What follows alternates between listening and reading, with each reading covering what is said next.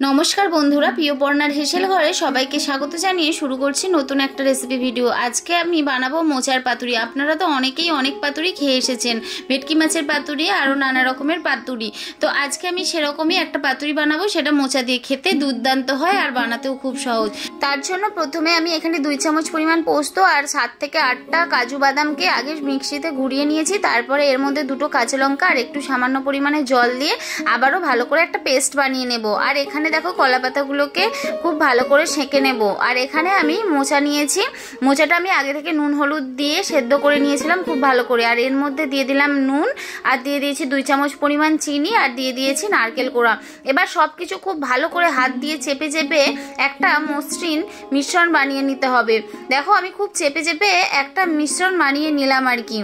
एरपर एर मध्य जे बाटागुलो रेखेछिलाम सेई बाटाटा दिए देब और दिए देब सर्षे बाटा। सर्षे बाटा एखाने आमी 2 चामच परिमाण देबो और दिए देब एखाने जे काँचा सर्षेर तेल।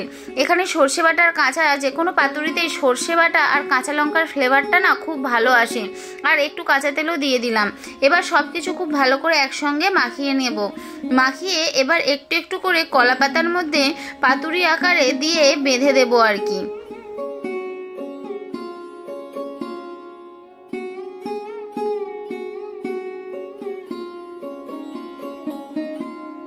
একটা কলা পাতা নিয়েছি, তার মধ্যে 2 থেকে 3 চামচ পরিমাণ মোচার পেস্ট দিয়ে দিলাম আর দিয়ে দিয়েছি ওপর থেকে সামান্য একটু নারকেল কোড়া আর দিয়ে দিলাম একটা কাঁচা লঙ্কার হাফ।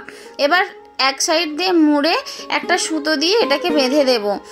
যেমন ভাবে দেখাচ্ছি ঠিক সেমন ভাবেই বেঁধে নিতে হবে আর কি। মানে যে কোনো পাতুরি যেমন ভাবে বানিয়ে নেন সেইভাবেই বানাতে হবে।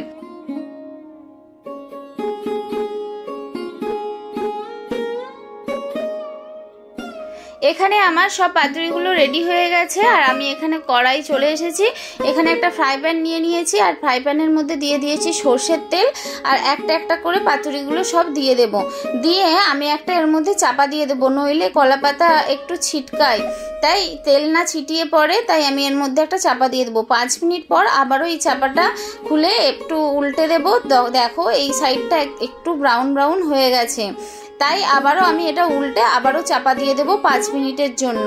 5 মিনিট পর আবারও আমি এটা চাপাটা খুলে দেব। এইভাবে করতে করতে আমি এটা 10 মিনিট ধরে রান্না করে নেব। আর দেখুন এই রকম কালার চলে আসলে তখন আমাদের পাতুরিগুলো একদম রেডি হয়ে গেছে।